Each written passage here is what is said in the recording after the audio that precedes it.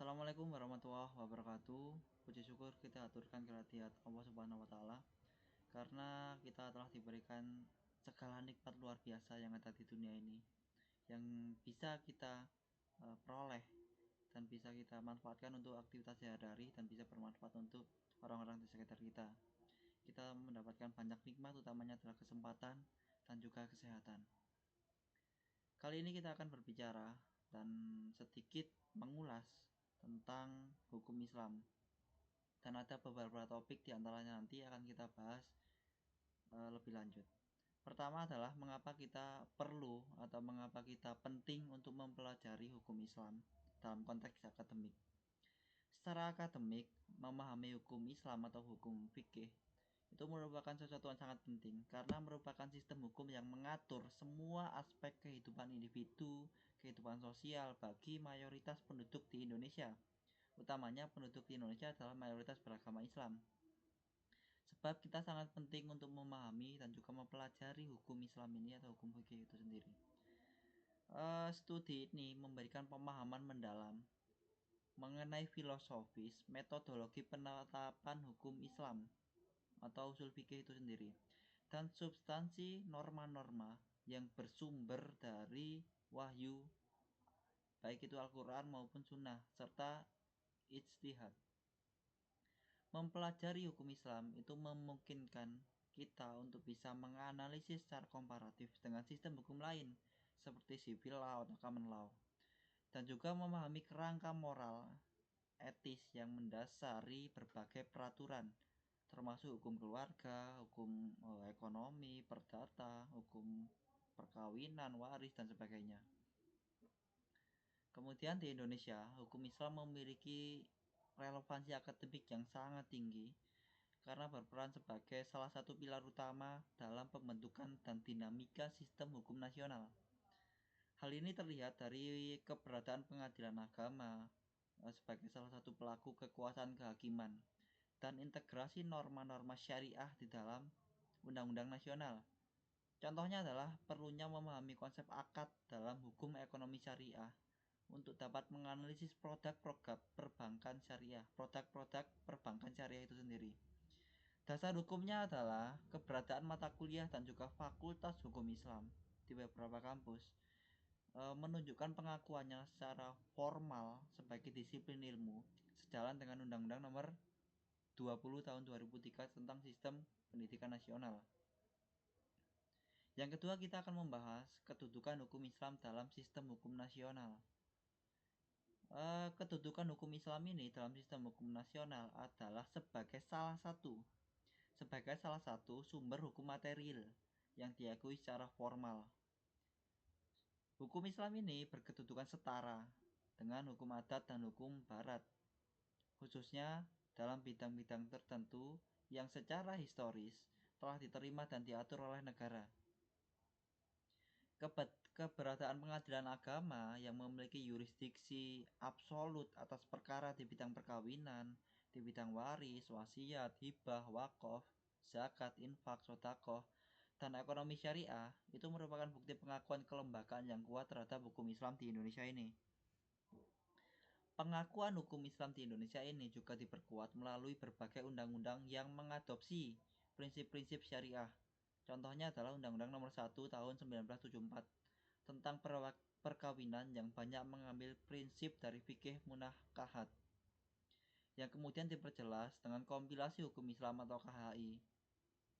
Dasar hukumnya ialah kedudukan ini secara formal diakui dalam pasal 24 ayat 2 Undang-Undang Dasar Negara Republik Indonesia tahun 1945 yang mengatur tentang kekuasaan kehakiman dan secara spesifik dipertegas dalam Undang-Undang Nomor 3 Tahun 2006 yang kemudian diperbarui menjadi Undang-Undang Nomor 50 Tahun 2009 tentang Peradilan Agama.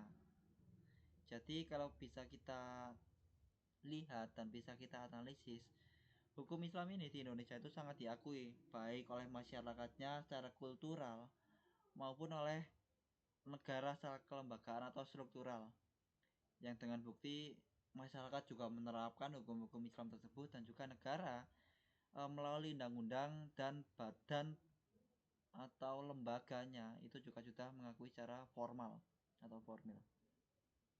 Kemudian pola pembentukan hukum Islam dalam sistem hukum nasional itu bagaimana? Pola pemberlakuan hukum Islam dalam sistem hukum nasional di Indonesia ini bersifat selektif, bersifat akomodatif, dan juga bersifat integralistik.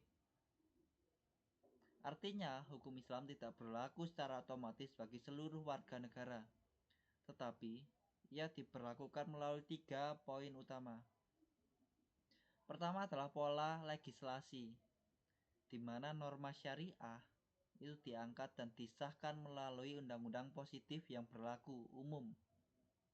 Contohnya adalah undang-undang perbankan syariah, itu diangkat dan juga disahkan menjadi undang-undang positif yang berlaku umum untuk seluruh masyarakat Indonesia, walaupun bukan yang beragama Islam. Yang kedua, pola yurisdiksi atau kelembagaan, di mana hukum Islam diterapkan secara khusus oleh lembaga peradilan tertentu, misalnya adalah peradilan agama bagi umat Islam. Contohnya misalnya undang-undang perkawinan dan sebagainya.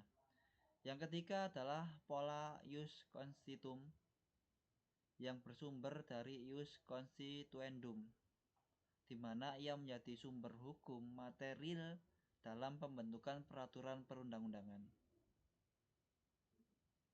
Pola ini menjamin kepastian hukum sekaligus mengakomodasi kebutuhan umat Islam, kebutuhan hukum umat Islam. Contohnya adalah peraturan tentang wakaf yang sebelumnya hanya diatur dalam fikih, kini disahkan menjadi Undang-Undang Nomor 41 Tahun 2004 tentang wakaf. Sehingga pelaksanaan Undang-Undang Wakaf ini memiliki kekuatan hukum positif yang mengikat secara nasional. Selain Undang-Undang Peradilan Agama, Instruksi Presiden Nomor 1 Tahun 91 tentang KHI atau Kompilasi Hukum Islam adalah contoh pola legislasi semi yuridis yang menjadi pedoman utama dalam pembentukan hukum keluarga, hukum waris, dan perwakafan di lingkungan peradilan agama.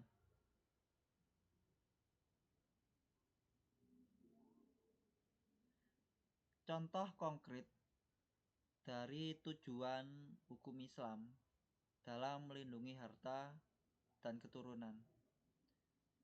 Tujuan hukum Islam atau makosid syariah dalam melindungi harta diwujudkan melalui penetapan aturan yang menjamin kepemilikan sah, mengatur transaksi yang adil, kemudian melarang eksploitasi. Contoh konkretnya adalah dari perlindungan harta adalah larangan riba atau bunga dalam transaksi keuangan, baik itu di perbankan ataupun hal lain, yang secara syar'i itu dianggap sebagai bentuk pengambilan keuntungan secara zolim tanpa risiko nyata dan juga menghambat pertumbuhan ekonomi real.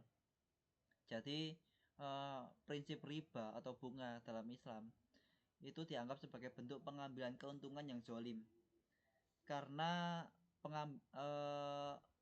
pengambilan keuntungan itu didasari tanpa adanya resiko yang nyata dan juga mengakibatkan menghambat pertumbuhan ekonomi yang nyata. Sebagai gantinya, hukum Islam menetapkan sistem bagi hasil, mudharabah atau musyarakah, yang mensyaratkan kedua pihak berbagi untung dan rugi.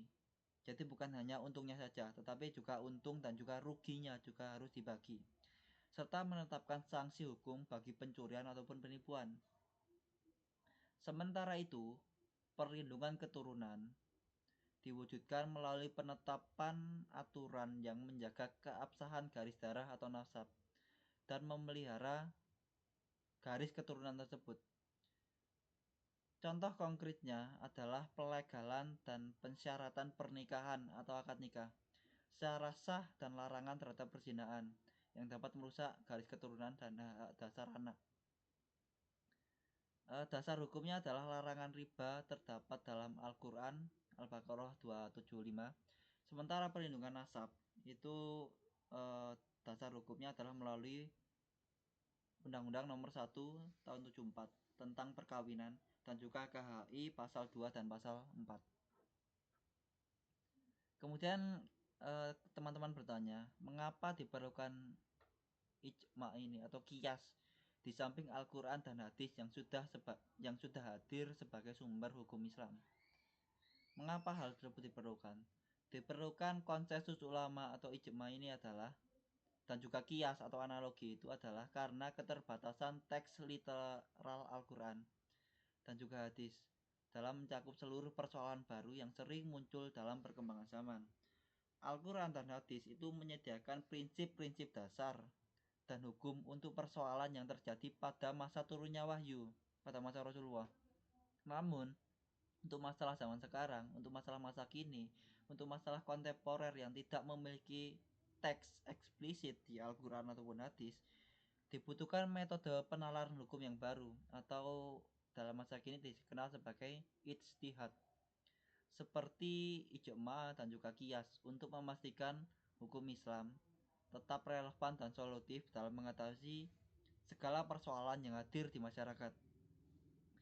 Ijma atau kesepakatan mujtahid itu memastikan hukum yang ditetapkan memiliki minoritas dan dapat diterima secara luas oleh komunitas ulama, sehingga hal ini meminimalisir perselisihan dan menjaga kesatuan umat. Karena prinsip utama dalam hukum Islam adalah menjaga kesatuan umat. Kias adalah metode yang digunakan untuk menerapkan hukum suatu kasus lama yang telah diatur kepada kasus baru. Jadi kias itu digunakan menerapkan hukum suatu kasus yang lama yang sudah diatur kepada kasus baru yang belum diatur berdasarkan kesamaan ilat atau alasan hukum yang mendasarinya. Contohnya adalah kias pelarangan narkotika berdasarkan ilat atau alasan hukum yang sama dengan pelarangan khamr, minuman keras, yaitu merusak akal. Karena di Al-Quran ataupun hadis itu tidak ada larangan tentang narkotika. Yang dilarang adalah apa namanya tadi?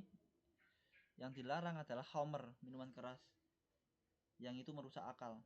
Dasar hukumnya kebutuhan akan ijma dan juga kias didasari pada hadis Mu'ad bin Jabal saat diutus ke Yaman, di mana beliau menggunakan ra'yu atau penalaran dan juga ijtihad, di mana jika tidak menemukan hukum dalam Al-Quran dan Sunnah, maka dilakukan dengan cara ini. Kemudian urutan wali nikah dan status wali anak di luar nikah itu juga perlu kita perbincangkan lebih lanjut, sebab ini merupakan aturan kompleks atau permasalahan kompleks yang ada di masyarakat, yang dimana masih banyak terjadi kesalahpahaman, masih banyak terjadi kesalahan dalam memahami aturan ini dan juga contoh-contoh nyata yang ada di lingkungan masyarakat. Urutan seseorang yang berhak menjadi wali nikah atau wali mujibir menurut hukum Islam khususnya adalah KHI ya. Jadi kita ambil KHI terlebih dahulu sebelum kita masuk di hukum fikih. Seseorang yang berhak menjadi wali nikah menurut KHI adalah berdasarkan hubungan nasab, dimulai dari yang paling dekat dengan mempelai wanita. Jadi wali nikah itu dimulai dari yang paling dekat dengan mempelai wanita. Urutannya adalah yang pertama adalah ayah kandung, itu yang diutamakan. Kalau ayah kandung ini nggak ada, bisa kakek dari pihak ayah, kakek dari pihak ayah yang tetap di mempelai wanita tersebut, kakek dari pihak ayah. Yang pertama ada ayah kandung, kalau ayah kandung nggak ada, kakek dari pihak ayah, dan seterusnya ke atas.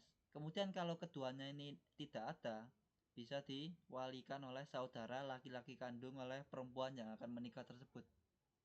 Kalau saudara laki-lakinya tetap nggak ada lagi, adalah saudara laki-laki sebapak. Kalau saudara laki-laki sebapak juga nggak ada, maka yang akan menjadi wali nikah atau wali nasab adalah anak laki-laki dari saudara kandung.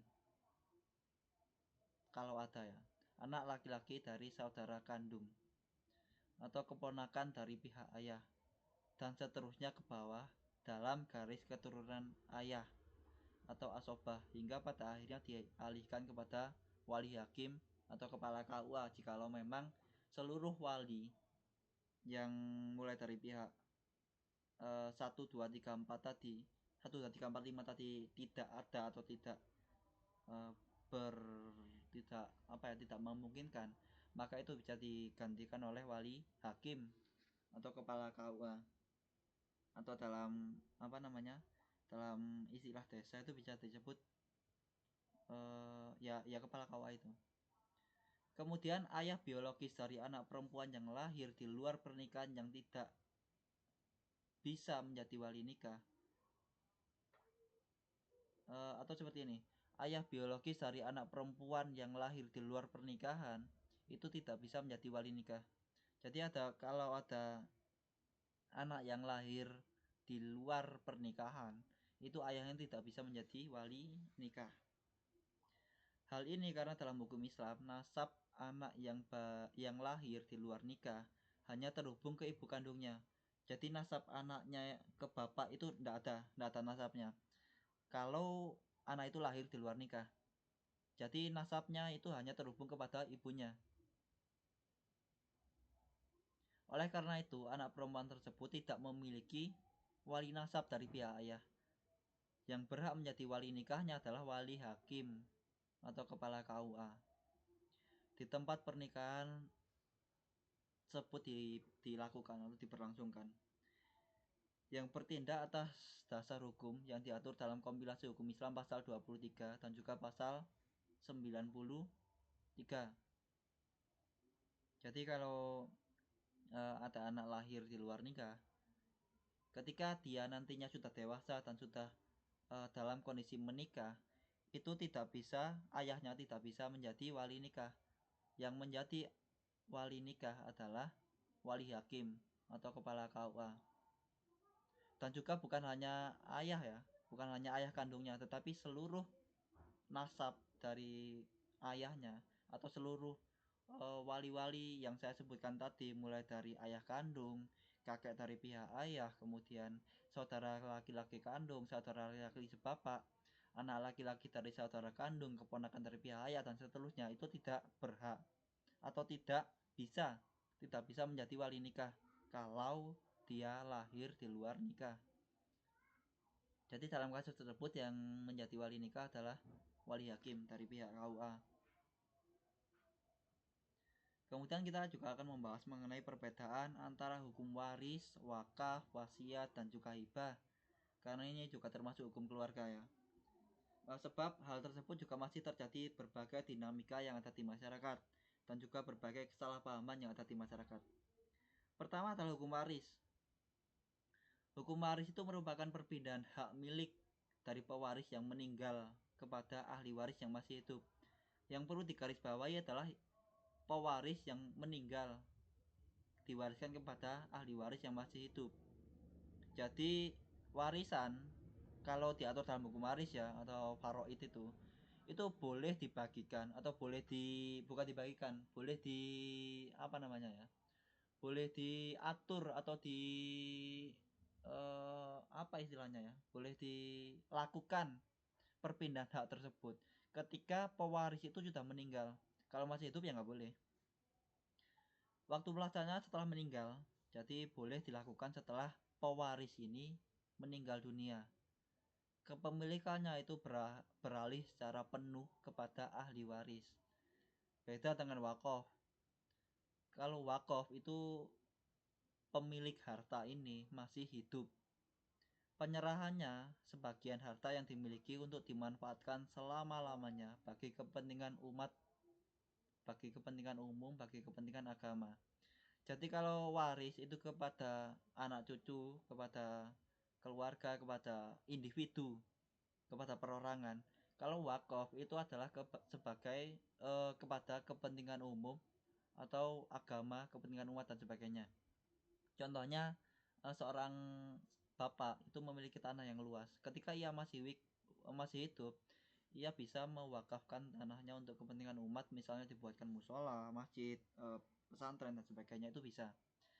hartanya menjadi milik Allah, tidak dapat dijual, diwariskan, hanya manfaatnya digunakan.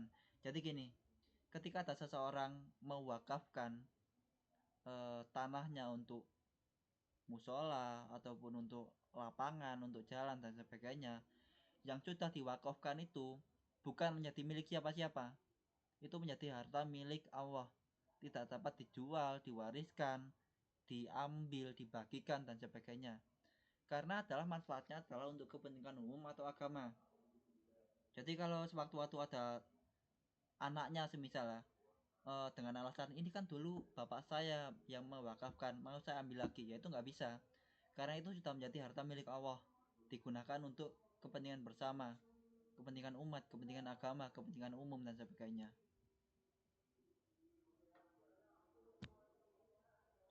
Kemudian mengenai wasiat, yang ketiga adalah wasiat.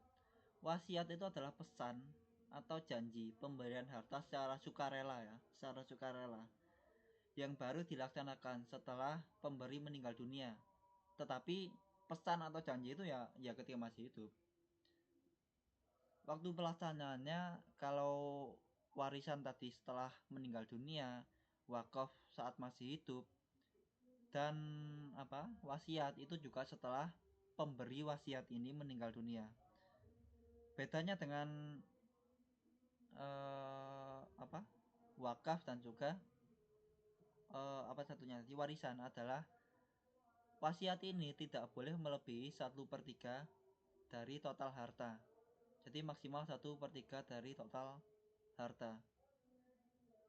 Jadi semisal seorang bapak memiliki uang 12 miliar seperti itu, ya. Semisal memiliki uang 12 miliar yang boleh diwasiatkan kepada seseorang, baik itu anaknya ataupun siapapun, itu tidak boleh melebihi 4 miliar. 4 miliar itu adalah nilai maksimal yang bisa diwasiatkan. Kalau semisal isi wasiatnya yang ditulis selama ia masih hidup itu melebihi nilai total 1/3 itu, maka dianggap wasiat ini tidak sah, atau bisa tidak dilaksanakan, atau boleh tidak dilaksanakan, karena itu sudah keluar dari syariat Islam. Yang terakhir adalah hibah. Hibah itu adalah pemberian harta secara sukarela dari seseorang kepada orang lain saat masih hidup, saat pemberi ini masih hidup, saat pemilik harta ini masih hidup. Statusnya adalah beralih kepemilikan secara penuh saat terjadi akad. Jadi statusnya itu sama seperti warisan. Yang membedakan adalah dalam hibah ini ada akad. Kalau di wasiat, kalau di waris itu kan ketika pemberi sudah meninggal atau pewaris sudah meninggal. Jadi semisal gini, kalau ada orang tua yang takut akan harta warisannya nanti ketika sudah meninggal oleh anak cucunya itu dibagi secara tidak adil, maka itu dalam syariat boleh dilakukan pembagian saat ia masih hidup, dengan syarat itu dibagi secara hibah, seperti itu. Jadi kalau ada orang tua yang ingin membagikan hartanya kepada anaknya dan sebagainya, itu bisa melalui hibah, gak usah menunggu pewaris ini mati. Jadi melalui hibah itu bisa. Kalau melalui wasiat kan ada batasan 1/3 dari total harta. Kalau hibah itu tidak ada batasan, jadi nilainya itu sama dengan waris ataupun wakaf, tidak ada batasan 1/3.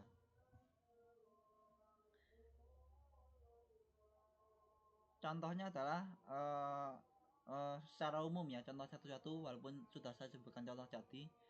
Seorang ayah meninggal, dalam waris dulu. Seorang ayah meninggal, rumahnya itu dibagi berdasarkan hukum waris kepada anak-anaknya, yaitu contoh dalam waris. Kemudian dalam wasiat, sebelum meninggal ia menulis surat wasiat memberikan 1/3 hartanya kepada panti asuhan. Itu boleh, karena nilainya adalah masih 1/3, tidak melebihi itu. Nah, itu harus dilaksanakan oleh ahli waris. Kemudian semasa hidupnya ia juga memberikan tanahnya kepada tanahnya untuk wakaf menjadi masjid, dan juga memberikan mobil kepada anaknya sebagai hibah. Itu boleh, sebab tidak ada batasan 1/3. Dasar hukumnya adalah hukum waris itu diatur dalam KHI buku 2. Kalau wakaf itu Undang-Undang Nomor 41 tahun 2004. Kalau wasiat dalam pasal berapa? Pasal 194 sampai 209 KHI. Dan juga hibah itu dalam pasal 210 sampai 212 kompilasi hukum Islam. Kemudian banyak yang bertanya mengenai warisan. Bila mana anak perempuan bisa mendapatkan bagian 2/3 dari harta warisan, anak perempuan itu dapat memperoleh bagian warisan sebesar 2/3 dari total harta warisan apabila jadi atas syaratnya, apabila memenuhi 2 syarat utama dalam pembagian harta berdasarkan faraid sebagai asab al-furud atau penerima bagian tertentu. Cara-cara tersebut adalah yang pertama, jumlah anak perempuan minimal 2 orang atau lebih. Jadi kalau satu nggak bisa dapat 2/3. Jumlah anak perempuan tersebut minimal 2 orang atau lebih. Yang kedua, tidak ada anak laki-laki yang menjadi ahli waris. Jadi kalau dalam keluarga ada anak perempuan, ada anak laki-laki, ya perempuannya nggak bisa dapat 2/3 karena masih ada anak laki-laki. Sebab dalam Islam eh, selama ada laki-laki, jadi perempuan tidak bisa 2/3. Karena jika ada anak laki-laki dalam keluarga tersebut, maka mereka akan mewarisi secara asobah bil ghair, di mana bagian anak laki-laki adalah 2 kali bagian anak perempuan. Perempuan 1, laki-laki 2, perempuan 2, laki-laki 4, dan sebagainya. Contohnya adalah jika seseorang meninggal dan meninggalkan 2 orang anak perempuan dan seorang istri. Istri kan 1/8 ya, seperti yang kita pelajari. Jadi bagian istri itu adalah 1/8. Maka kedua anak perempuan tersebut mendapatkan 2/3 dari sisa harta setelah dikurangi bagian istri. Ini diatur dalam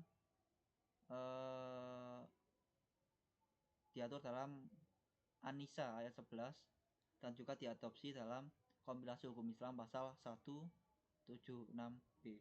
Kemudian juga banyak yang bertanya mengapa bagian anak laki-laki itu lebih banyak dari anak perempuan. Sebab gini, harta waris anak laki-laki ketika ia sudah mendapatkan, yang dinafkahinya bukan hanya anak istrinya, tetapi laki-laki itu menafkahi bukan hanya anak, istri, dan juga keluarga semisal ia sudah menikah, tetapi ia juga wajib menafkahi kakak perempuannya, adik perempuannya, dan juga orang tuanya. Seperti itu. Kalau perempuan itu kan hanya apa? Kalau perempuan itu kan hanya keluarga semisal ia sudah menikah ya. Yang wajib dinafkahi kan hanya keluarga di situ saja. Tapi kalau laki-laki, kenapa ia lebih banyak adalah lebih banyak cakupannya yang harus dinafkahi atau dipenuhi oleh laki-laki ini sendiri. Jadinya adalah kalau dalam Islam diatur laki-laki itu lebih banyak daripada perempuan, 2 kali lipat nilainya. Kemudian masih dalam keluarga juga, apa sebabnya sering terjadi gugatan terhadap harta yang telah diwakafkan oleh orang yang telah meninggal dari ahli warisnya? Karena dalam pengadilan agama itu seringkali banyak terjadi kasus di mana terjadi gugatan terhadap harta yang telah diwakafkan oleh orang yang telah meninggal dari ahli warisnya. Yang menggugat adalah ahli warisnya. Jadi gini, gugatan terhadap harta yang telah diwakafkan oleh ahli waris, yang menggugat ahli waris maksudnya, itu sering terjadi karena sengketa validitas dan keabsahan wakaf, terutama terkait kepatuhan terhadap syarat-syarat syar'i dan formalitas hukum positif. Jadi kalau ingin mewakafkan sesuatu itu harus didasari, harus ada minimal kalau dalam formalitas hukum. Kalau dalam kekuatan hukumnya itu harus ada notaris, karena itu memiliki kekuatan hukum mengikat yang sangat kuat. Jadi kalau tidak ada notaris itu ketika pewakaf ini atau orang yang mewakafkan ini sudah meninggal, itu anak cucunya seringkali menggugat kepada pengadilan. Penyebabnya adalah tidak ada sertifikat atau akta ikrar wakaf. Nah itu, karena kalau ada notaris itu langsung dibuatkan sertifikat atau akta ikrar wakaf atau AIW istilah hukumnya. Itu sah dan tercatat secara hukum sehingga ahli waris menganggap harta itu masih milik pewaris dan harus diwariskan kalau nggak ada AIW itu. Kemudian yang kedua adalah wakaf dilakukan pada saat marid al-maut atau saat menjelang kematian, sakit menjelang kematian. Dan ahli waris menuduh wakaf tersebut dilakukan untuk menghindari pembagian warisan yang adil. Itu sering terjadi, terutama bagi keluarga-keluarga yang hubungan antara ahli waris dan pewaris ini tidak baik-baik saja.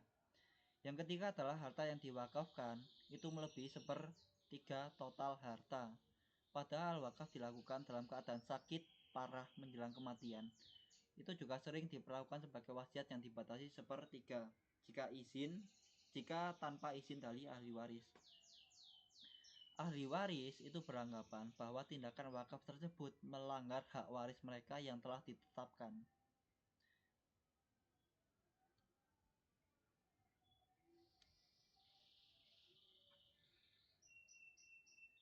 Contohnya adalah pewaris itu mewakafkan seluruh asetnya kepada yayasan saat ia sakit keras. Yang perlu digarisbawahi adalah saat ia sakit keras, ia mewakafkan seluruh hartanya. Ahli waris menggugat kepada pengadilan karena hak mereka sebagai ahli waris itu diabaikan.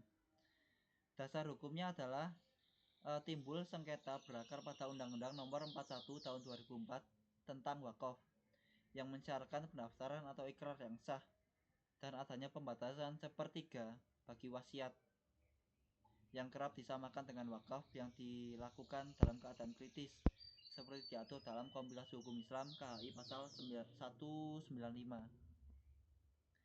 Kemudian apa saja jenis jual beli yang dilarang dalam hukum Islam?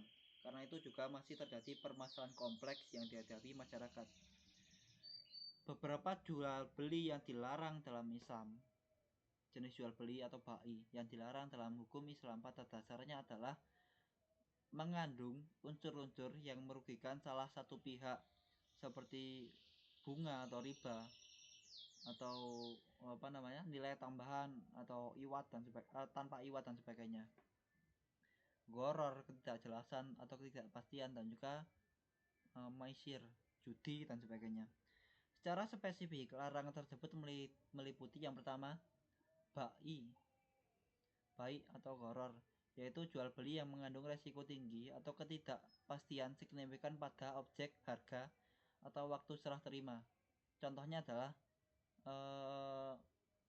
Contohnya menjual ikan di air atau burung di udara. Jadi menjual ikan pada saat ia masih di air atau menjual burung saat ia masih di udara dan di situ terjadi akad, itu disebut bai gharar, yaitu mengandung resiko tinggi. Jadi ikannya masih di kolam, burungnya masih terbang, kemudian terjadi akad jual beli, itu tidak boleh atau dilarang dilakukan dalam Islam karena ya belum jelas, resikonya masih tinggi. Yang kedua, bai najasi atau menawar harga barang dengan niat untuk menipu pembeli lain agar harga menjadi tinggi, padahal penawar sendiri tidak berniat membeli, itu nggak boleh. Ketiga adalah bai muakolah atau muzabanah, yaitu menjual hasil panen yang masih di pohon atau di kebun dengan perkiraan takaran yang jelas setelah panen. Jadi ada seseorang ini menjual jeruk. Nah, jeruknya ini belum dipanen. Hitungannya ketika dijual itu sama saat dipanen, ya itu nggak boleh. Sebab perkiraan takarannya itu belum jelas. Perkiraan takarannya yang dijual itu saat panen, ya itu nggak boleh. Yang keempat adalah riba alfat atau riba an-nasi'ah, itu muncul dari pertukaran barang sejenis yang tidak sama takarannya atau adanya penambahan akibat penangguhan pembayaran. Contohnya adalah banyak terjadi di asuransi konvensional. Dilarang karena mengandung gharar atau maisir. Diganti dengan asuransi syariah, itu boleh. Takaful. Dasar hukumnya adalah larangan gharar, didasarkan pada hadis Nabi yang melarang jual beli gharar. Larangan riba itu disebutkan dalam Al-Quran Al-Baqarah 275. Jadi ada 4 jenis jual beli yang tidak boleh dilakukan dalam Islam. Termasuk adalah kalau dalam masih abu-abu atau dari ulama tersebut masih belum ada keputusan yang sah, itu adalah tentang saham ataupun kripto, trading dan sebagainya, itu juga masih belum jelas nilainya. Kemudian kita membahas juga terkait sistem bunga yang mengandung riba. Sistem bunga yang mengandung riba itu tidak diperkenankan dalam perbankan syariah. Terus bagaimana kalau hal tersebut tidak diperkenankan? Bagaimana kita memberi keuntungan kepada nasabah? Perbankan syariah itu mengganti sistem bunga atau riba dengan skema bagi hasil atau dalam istilah perbankan disebut dengan profit and loss sharing, dan akad jual beli. Sejalan dengan prinsip keadilan dan resiko bersama.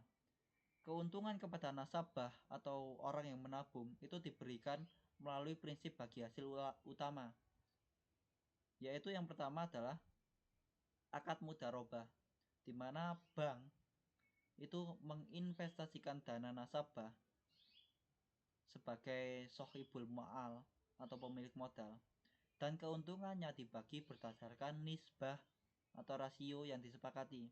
Jadi ada kesepakatan di situ. Kalau bunga atau riba kan nggak ada. Kerugian ditanggung pemilik modal kecuali jika disebabkan oleh kelalaian bank. Kalau kelalaian bank ya pihak bank. Selain mudharabah, keuntungan juga dapat berasal dari yang kedua ini, akad musyarakah, di mana nasabah dan bank itu sama-sama menjadi pemilik modal dalam suatu proyek dan berbagi untung dan juga rugi. Jadi ada ruginya juga. Untung dan rugi sesuai porsi modal dan kesepakatan. Yang ketiga, bonus atau hadiah diberikan atas dasar sukarela. Akad yang terjadi di bonus atau hadiah ini adalah akad wadiah ya damona, sebagai imbalan atas penitipan dana kepada bank tersebut. Namun bukan merupakan janji yang pasti di awal. Jadi yang ketiga ini tidak pasti. Contohnya adalah nasabah itu menyimpan uang di tabungan mudharabah. Bank menginvestasikannya dan keuntungannya dibagi. Misalnya 60% untuk nasabah, 40% untuk bank. Kalau ada kerugian di situ juga dibagi dengan bank tersebut. Kalau bank-bank biasa kan yang dibebankan kepada nasabah itu hanya kerugiannya. Jadi bank tidak menerima kerugian, itu nggak boleh. Dasar hukumnya adalah penggunaan mudharabah dan musyarakah itu diatur dalam Undang-Undang Nomor 21 tahun 2008 tentang perbankan syariah dan fatwa Dewan Fatwa Nasional Majelis Ulama Indonesia, dan juga seringkali dibahas dalam Basul Masailnya Nahdlatul Ulama. Yang terakhir kita akan membahas tentang gadai, atau apa yang menjadi ciri dan motif utama dari gadai syariah dan asuransi syariah, sebab itu juga merupakan penting untuk menggantikan sistem-sistem non syariah, non Islam. Gadai syariah atau RAN itu memiliki ciri-ciri utama pada akadnya. Jadi yang paling penting itu adalah pada saat akadnya, yaitu ketiadaan bunga atau riba. Jadi kalau dalam akad itu ada bunga dan riba yang disepakati, yaitu bukan syariah, itu gadai biasa, gadai non syariah.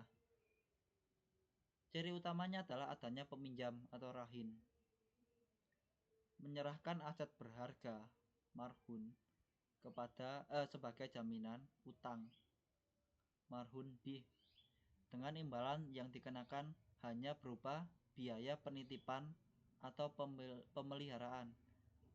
Jadi imbalannya adalah hanya berupa biaya penitipan dan pemeliharaan ujarah yang besarnya itu bersifat tetap.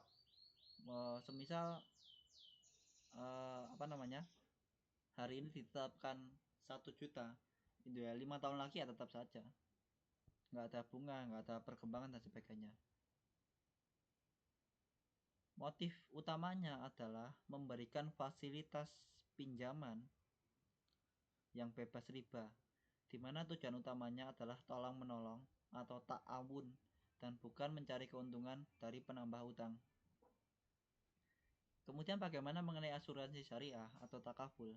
Asuransi syariah itu memiliki ciri utama pada konsep risiko bersama dan dana tabarruk, dana kebajikan. Ciri utamanya adalah peserta asuransi ini itu sepakat untuk saling menanggung risiko berbagai kerugian dengan menyumbangkan dana premi mereka ke dalam rekening tabarruk atau saling membantu, bukan menjual beli risiko seperti asuransi konvensional. Motif utamanya adalah tolong menolong, ta'awun, dan menghindari unsur gharar, ketidakjelasan tadi yang sudah kita bahas di atas, dan juga maisir atau bisa dibilang seperti judi yang terdapat dalam asuransi konvensional, sehingga seluruh aktivitasnya itu berada di bawah pengawasan DPS, Dewan Pengawas Syariah di MUI. Dasar hukumnya adalah gadai syariah itu diatur dalam Fatwa DSN MUI nomor 25 garis miring DSN MUI garis miring 3 tahun 2002, dan asuransi syariah itu diatur dalam Undang-Undang nomor 40 tahun 2014 tentang peransuransian, dan Fatwa DSN Dewan Syariah Nasional MUI nomor 21 garis miring DSN MUI garis miring X garis miring tahun 2001 tentang pedoman umum asuransi syariah. Jadi kurang lebih seperti itu. Apa saja yang boleh dilakukan dan apa saja yang tidak boleh dilakukan berkaitan dengan dasar-dasar hukum Islam. Baik itu mengenai apa saja tadi, hukum keluarga, hukum ekonomi, perdata, juga kita membahas perbankan, asuransi dan sebagainya. Jadi ketika kita sudah mengetahui aturan-aturan tersebut, prinsip-prinsip tersebut, hukum-hukum tersebut, maka wajib dilakukan untuk melaksanakan hal tersebut, kecuali dalam hukum waris ya. Hukum waris itu kan seseorang boleh memilih, maksudnya boleh memilih untuk tidak menerapkan hukum Islam. Jadi yang didahulukan adalah musyawarah mufakat. Kalau musyawarah mufakat itu tidak menemukan titik temu, yaitu langsung dibagi secara hukum Islam. Tetapi kalau masih bisa dilakukan musyawarah, itu dilakukan musyawarah sebelum penetapan secara hukum Islam, secara fikih. Seperti itu. Kurang lebihnya mohon maaf. Saya Ri, wassalamualaikum warahmatullahi wabarakatuh.